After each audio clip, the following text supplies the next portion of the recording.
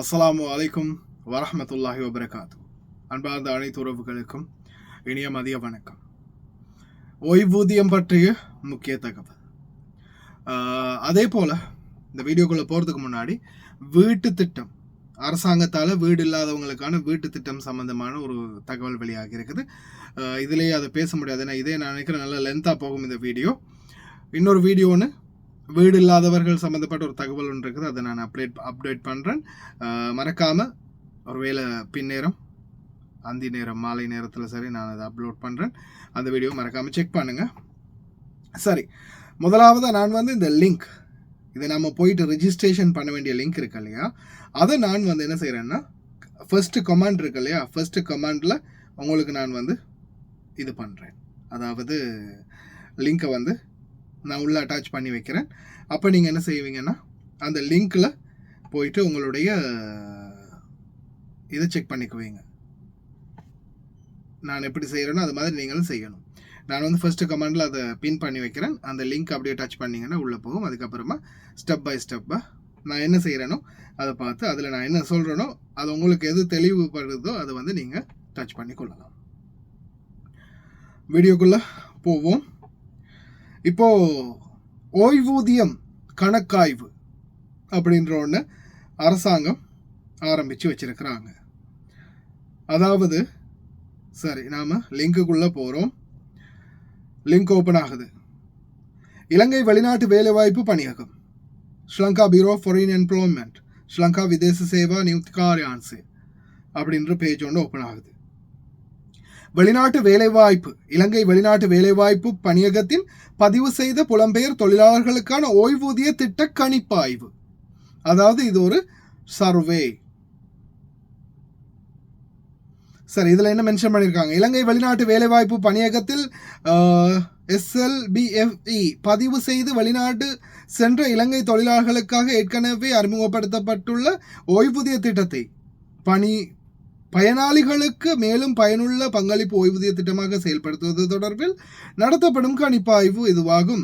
இக்கணிப்பாய்வின் நோக்கம் புலம்பெயர் தொழிலாளர்களின் ஓய்வூதிய தேவைகள், எதிர்பார்ப்புகள் மற்றும் விருப்பங்கள் மிகச்சிறந்த முறையில் புரிந்து கொள்வதற்கும் நடைமுறைக்கு சாத்தியமான நிலையான கட்டுப்படியாக கூடிய மற்றும் தொழிலாளர்கள் மற்றும் அவர்களின் குடும்பங்களின் உண்மையான தேவைகளுக்கு பொருத்தமான ஓய்வூதிய திட்டம் ஒன்றை வடிவமைக்க உங்களின் மதிப்புமிக்க கருத்துக்கள் SLBFEக்கு உதவும். நீங்கள் வழங்கும் தகவல், ஆராய்ச்சி மற்றும் கொள்கை மேம்பாடு பதில்கள் ரகசியமாக வைக்கப்படும் என்பதுடன் ஒட்டுமொத்த தரவுகளாக மட்டுமே பகுப்பாய்வு செய்யப்படும். உங்களின் தனிப்பட்ட அனுபவங்கள் மற்றும் எதிர்கால எதிர்பார்ப்புகளின் அடிப்படையில்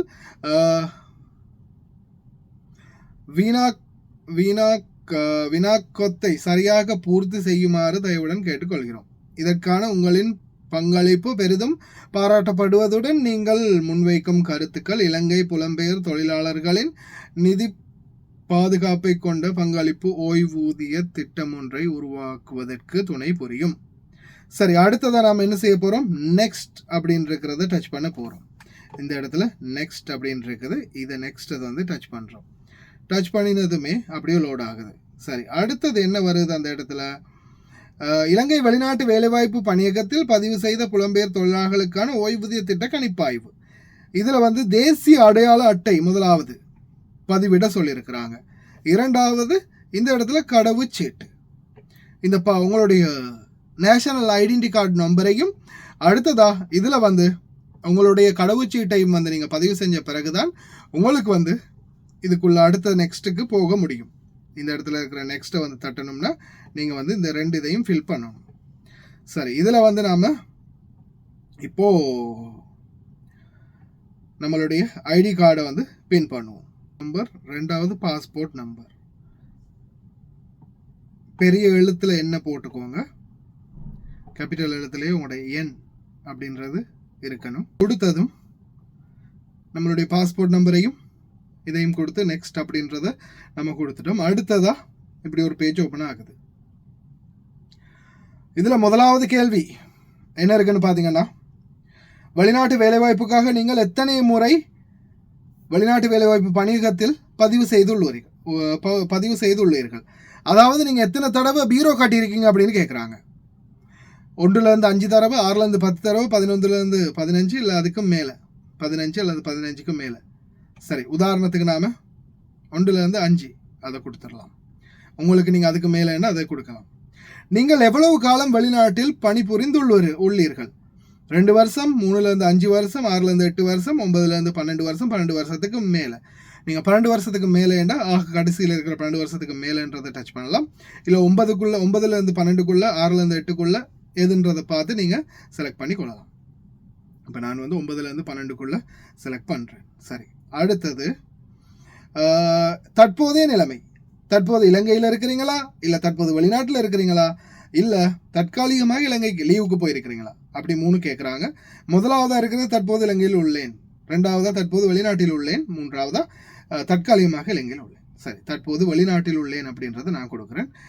நீங்கள் எப்படி இருக்கிறதுன்ற பார்த்து அதுக்கேற்ற மாதிரி கொடுத்துக்கோங்க. உங்களுடைய வயது எல்லை இப்போ 18லேருந்து 29, 30லேருந்து 39, 40லேருந்து 49, 50லேருந்து 59, 60. சரி, நான் 30லேருந்து 39 கொடுக்குறேன். அடுத்ததா உங்களுடைய தொழில் என்ன? வீட்டு வேலை, கட்டுமானம், உற்பத்தி துறை, சேவைகள், தொழில்நுட்பத்துறை, அரசாங்கம், எதில் வேலை செய்கிறீங்க அப்படின்னு கேட்டிருக்காங்க. நீங்கள் அது செலக்ட் பண்ணிக்கோங்க. டொமஸ்டிக் ஒர்க்கரா, கன்ஸ்ட்ரக்ஷனா, மேனுஃபேக்சரிங், சர்வீஸ், டெக்னிக்கல், கவர்மெண்ட் அப்படின்னு பட்டியல் தந்திருக்காங்க. இப்போ நான் டொமஸ்டிக் ஒர்க்கர் அப்படின்றத டச் பண்ணி கொள்கிறேன். அடுத்ததா, உங்களுக்கு ஓய்வூதியத்தின் தேவை உள்ளதா? உங்களுக்கு ஓய்வூதியம் வேணுமா? ஆம், வேண்டும், எஸ். ஓய்வூதிய திட்டத்திற்கான கட்டணத்தை செலுத்த நீங்கள் எந்த முறையை தெரிவு செய்வீர்கள்? ஒரே தடவையில் வழங்கப்படும் தொகை, மாதாந்த ஓய்வூதியம், அல்லது மேலே உள்ள 2இன் கலவை. ஒரே தடவையில் நீங்கள் ஓய்வூதிய திட்டத்துக்கான கட்டணத்தை செலுத்த நீங்கள் எந்த முறையை தெரிவு செய்வீர்கள்? இப்போ சாதாரணமாக நம்ம ஒரு பென்ஷன் எடுக்கணும்னா அந்த பென்ஷனுக்கு நம்ம ஏதாவது ஒரு பங்களிப்பு செஞ்சுருக்கணும் இல்லையா? அந்த பங்களிப்பை நீங்கள் எப்படி பங்களிக்க போகிறீங்க அப்படின்னு கேட்குறாங்க. இப்போ சாதாரணமாக சொல்லுவோமே, நம்மளுக்கு பென்ஷன் தரப்போகிறாங்க மாதத்துக்கு ஒரு 20,000, 60 வயசுக்கு போகிறது நம்மளுக்கு தரப்போகிறாங்க.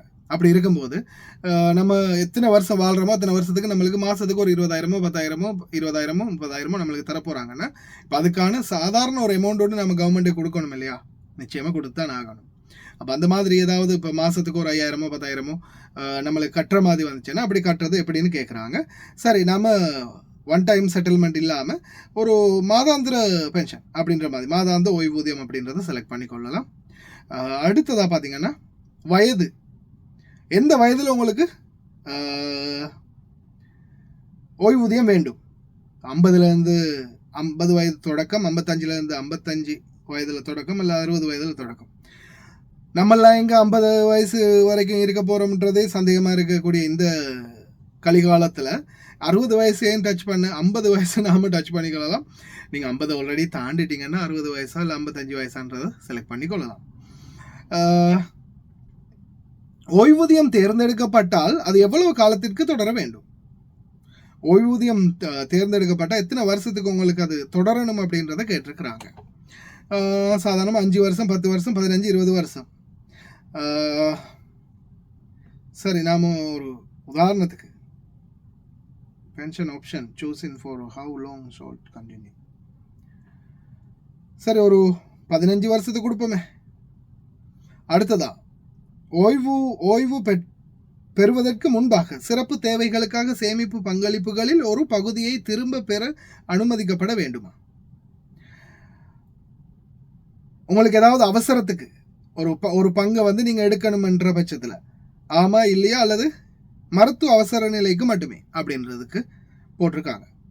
இப்போ சில டைமில் நம்மளுக்கு எமர்ஜென்சி சொல்லிட்டா வரப்போகுது, ஆமன்னே கொடுப்போம். பகுதியை மீளப்பெற அனுமதிக்கப்பட்டால் அது எந்த காரணங்களுக்காக இருக்கணும்? கடுமையான நோய், வீடு கட்டுதல், தொழில் தொடங்குதல், கல்வி, கடன் தீர்த்தல். கடுமையான நோய், வீடு கட்டுதல். சரி, நாம பொதுவாக கொடுப்போம் தொழில் தொடங்குதல். அதில் சாதாரணமாக நீங்கள் உங்களுடைய ஐடியா என்ன மாதிரி இருக்குது, உங்களுக்கு எந்த மாதிரியான நிலைமையில் இந்த தேவைப்படும் அப்படின்றத பார்த்து ஒரு இப்போ தனிக்கட்டைக்கு வந்து எப்படி ஒரு குடும்பமாக இருக்கிறவங்களுக்கு, குழந்தை குட்டி இருக்கிறவங்களுக்கு ஒருத்தர் ஒரு மாதிரியாக சூஸ் பண்ணிக்கோங்க. அடுத்ததாக 12ஆவதா, ஓய்வூதியம் திட்டத்திற்கான பங்களிப்பு தொகையை செலுத்துவதற்கு மிகவும் நடைமுறைக்கு உகந்த வழிமுறை என்ன? ஒரே தடவையில் செலுத்துதல், வருடாந்த செலுத்துதல், மாதாந்தம் செலுத்துதல். இதில் வந்து நம்ம ஒரே தடவையில் எப்படியுமே ஒரே ஒன் செட்டில்மெண்ட்டில் இப்போ நம்மளுக்கு நீங்கள் ஒரு 5 லட்சம் ஓய்வூதியத்துக்காக நீங்கள் கட்டணும் கவர்மெண்ட்டுக்கு. கட்டினா நாங்கள் உங்களுக்கு நீங்கள் இத்தனை வயசுலேருந்து சொல்கிறீங்களோ அத்தனை வயசுலேருந்து இத்தனை வருஷமோ அத்தனை வருஷத்துக்கு நாங்கள் தருவோம் அப்படின்றத அவங்க தாராங்கன்னு வச்சுக்கோமே. இப்போ நம்ம கட்ட வேண்டிய பணம் ஒரு 5 லட்சம் கட்ட சொல்கிறாங்கன்னு வைங்களேன். இப்போ நம்ம ஒரே டைமில் 5 லட்சத்துக்கு எங்கே போகிறது? நக்கிட்டு போயிடும். 5 லட்சம் தேடி போகிறதுக்கு அதுக்கு வரையா கடன் வாங்கணும். அப்போ அதால் நாம் என்ன செய்வோம், வருடாந்திரமும் சிக்கல் தான். மாதாந்தத்தை சூஸ் பண்ணுவோம். மாதம் கிடைக்கிற சம்பளத்தில் ஏதோ கொஞ்சத்தை கட்டி வந்தாலும் அப்படியே போயிடும் இல்லையா. 13ஆவது என்ன கேட்டிருக்காங்கன்னா, உங்கள் குறிப்பிட்ட வங்கி கணக்கிலிருந்து தவணை கொடுப்பனவை செலுத்துவதற்கு சம்மதிக்க விரும்புகிறீர்களா? அதுக்கு முதல்ல நீங்கள் அக்கௌண்ட் வந்து பேங்கில் வச்சுருக்கணும். உழைக்கிற காசெல்லாம் அங்கேயும் இங்கேயும் பொண்ணுக்கும் பிள்ளைக்கும் அதுக்கும் இதுக்கும் அனுப்பி விட்டுட்டு கையில் வெறுங்கையோடு ஆட்டிகிட்டு போனால் அங்கே ஒன்றும் கிடைக்காது. அதையும் புரிஞ்சுக்கொள்ளணும் சரியா. உங்களுக்குன்னு ஒரு அக்கௌண்ட்டை திறங்க இப்போ ஆகுது. ஆமாம், நம்மளுடைய அக்கௌண்ட்டில் இருந்து அப்படின்றத நம்ம சூஸ் பண்ணுவோம். உங்களால் செலுத்தக்கூடிய அதிகபட்ச மாதாந்த பங்களிப்பு தொகை எவ்வளவு? 5000 to 10,000, 10,000 to 25,000 அந்த அளவுக்கெல்லாம் முடியாது. 5000லேருந்து 10,000 ஓகே இல்லையா. 5லேருந்து 10 அது ஒரு அளவுக்கு நம்மளுக்கு இதாக இருக்கும்னு நினைக்கிறேன். மாதாந்த தவணை பணத்தை செலுத்துவதற்கு பங்களிக்கக்கூடிய காலப்பகுதி எது? 2 வருஷத்தில் நொட்டிட்டு போகும். 2 வருஷத்தில் வந்த கடனே வெளிநாட்டுக்கு வரும்போது பட்டுட்டு வந்த கடனே கட்டுறதுக்கு 2 வருஷம் போதாது. நாம் ஒரு 5 வருஷம் கொடுப்போமா? 8 வருஷம் வரைக்கும் கொடுத்துருக்குறாங்க. எவ்வளோ காலம் நீங்கள் வெளிநாட்டில் இருக்க போகிறீங்க அப்படின்றதையும் நீங்கள் சூஸ் பண்ணிக்கோங்க. சரி, நான் 5 வருஷம் கொடுக்குறேன். 16ஆவது, இதற்கு பங்களிப்பதற்கு உங்களை மிகவும் தூண்டுவது எது? அரசாங்க உத்தரவாதம், கிழிச்சிரும் அரசாங்கம். இவ்வளோ காலம் 73 வருஷமாக இப்போ அனுர வந்திருக்காரு, பார்ப்போம் என்ன நடக்குதுன்னு. அரசினால் வழங்கப்படும் பங்களிப்பு தொகை, உறுதியளிக்கப்பட்ட பயன்கள், திரும்பிய பின் இலகுவாக பணத்தை பெறுதல், குடும்ப பாதுகாப்பு. குடும்ப பாதுகாப்பே கொடுப்போம். ஒரு குடும்பத்துடைய பாதுகாப்புக்காக தன்னுடைய பாதுகாப்பு அப்படின்றத கொடுத்துருக்கலாம். சரி, நம்ம அது குடும்ப பாதுகாப்பு அப்படின்றது சிறந்ததாக இருக்கும். இது வந்து நல்லா கேட்டுக்கோங்க, இது என்னுடைய கருத்து சரியா, என்னுடைய தனிப்பட்ட கருத்து. உங்களுக்கு இதில் டிஃப்ரெண்ட்டாக சூஸ் பண்ண வேண்டி வரலாம். உங்களுடைய விருப்பம் எதுவும் அது மாதிரி சூஸ் பண்ணிக்கோங்க. உங்களை பொறுத்தவரை மிக முக்கியமான ஓய்வூதிய பலன் திட்டம் எது? திரும்பிய பின்னர் கிடைக்கும் தொகை, மந்த்லி பென்ஷன், மாதாந்த ஓய்வூதியம், நெகிழ்வான முறையில் பணத்தை மீளப்பெறுதல், மீண்டும் வெளிநாடு செல்லும் போது சலுகைகளை அதிகரிப்பதற்கான வாய்ப்பு, குடும்ப நிதி பாதுகாப்பு, சேமிப்பின் பாதுகாப்பு. இதில் என்ன பொறுத்தவரையில் திரும்பிய பின்னர் கிடைக்கும் தொகை, இங்கேருந்து நாம் கஷ்டப்பட்டுட்டு நாட்டுக்கு போன பிறகு நம்மளுக்கு ஏதாவது மாதாந்தம் கிடைச்சாலாவது அதை வச்சாவது ஒரு அளவுக்கு வாழ்க்கையை கொண்டு போகலாம் இல்லையா. சரி, 17 வரைக்கும் கொடுத்துருக்காங்க. 18ஆவது என்னென்னு பார்த்தீங்கன்னா, 18ஆவதா, இந்த ஓய்வூதிய திட்டம் தொடர்பாக வேறு ஏதேனும் ஆலோசனை உள்ளனவா? உங்களுக்கு ஏதாவது எழுத விருப்பமாக இருந்தால் எழுதக்கூடியவங்க அதில் எழுதுங்க. அதில் நான் ஆல்ரெடி இதை சப்மிட் பண்ணிட்டேன் சரியா. நான் ஸ்க்ரீன் ரெக்கார்டிங் பிரச்சனை ஆகினதால தான் இந்த வீடியோ லேட் ஆகினது. சரி, நான் அதில் என்னன்றதை என்னோட அபிப்பிராயம் என்ன அப்படின்றத நான் கவர்மெண்ட்டுக்கு கொடுத்துட்டேன்.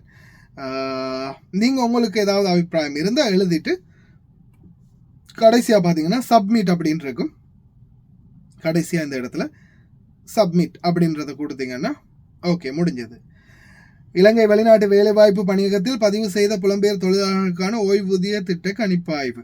உங்கள் பதில் சமர்ப்பிக்கப்பட்டு விட்டது. உங்கள் நோக்கத்திற்கும் கருத்துக்களுக்கும் எங்களது மனமார்ந்த நன்றிகள். அதோட முடிஞ்சிருச்சு. நன்றி, வணக்கம்.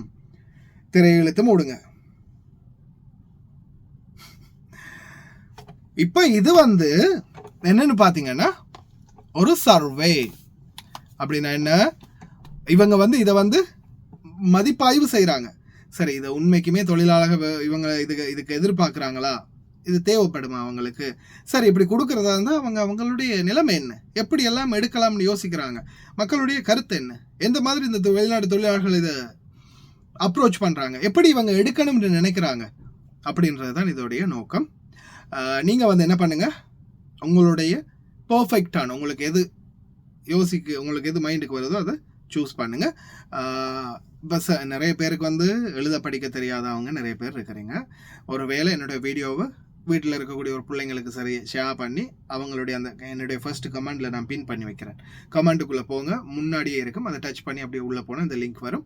அது அப்படியோ என்ன மாதிரி அப்படின்றத பிள்ளைங்களோட டிஸ்கஸ் பண்ணி ஃபோனை ஆன்லைனில் போட்டுக்கோங்க, ஆடியோ காலில் இருங்க. அவங்க இதை சொல்லுவாங்க, இந்த கேட்குது, இது எப்படி கேட்குதுன்னு அவங்க கேள்வியாக சொல்லுவாங்க, நான் சொன்னதெல்லாம் அவங்க சொல்லுவாங்க. அப்போ அதில் நீங்கள் எதை தேர்ந்தெடுக்கணும் அப்படின்றதையும் நீங்களே நல்லா யோசித்து தேர்ந்தெடுங்க. ஏன்னா நம்ம கொடுக்கக்கூடிய நம்மளுடைய கருத்து தான் அவங்க அதை பிற்காலத்தில் எது அதிகமாக தேர்ந்தெடுக்கப்படுது அப்படின்றத பார்த்து அதுக்கேற்றாப்போல் சூஸ் பண்ணுவாங்க. ஓகே, அதனால் இதை நல்ல மெயினாக ஃபோக்கஸ் பண்ணி ஒரு முடிவு எடுங்க. சரி மக்களே, இதுதான் இதோடைய விளக்கம். இது ஜஸ்ட் நீங்கள் இப்போதைக்கு உங்களுடைய கருத்தை தெரிவிக்கிறீங்க. இதுக்கப்புறமா எது நல்லது அப்படின்றத தேர்ந்தெடுத்து அதுக்கு ஏற்றாற் போல் அரசாங்கம் எவ்வளவு கட்டணும், என்ன மாதிரி செய்யணும் அப்படின்ற ஒரு தீர்மானத்துக்கு வருவாங்க. இன்ஷா அல்லாஹ் அப்படி வரும்போது அந்த தகவல் என்ன, அது எந்த மாதிரி உங்களுக்கு சாத்தியமாக அமையுது, எல்லாத்தையுமே தெளிவுபடுத்துகிறோம். சரியா? ஒவ்வொருத்தரும் வீடியோ போடுறீங்க, சந்தோஷம். இந்த ஓய்வூதியம், இந்த வெளிநாட்டு தொழிலாளர்களுடைய சட்டம், இவங்களுக்கு தேவையான நியாயம், அதற்காக உண்மையாக போராடுறது யாருன்றது தெரிஞ்சவங்களுக்கு தெரியும். ஷேர் பண்ணுவீங்க நம்புகிறேன் வீடியோவை. இவ்வளோ வரைக்கும் கடைசி வரைக்கும் எத்தனை பேர் பார்த்தீங்க, அதை மறக்காமல் கமெண்ட் பண்ணிட்டு போங்க.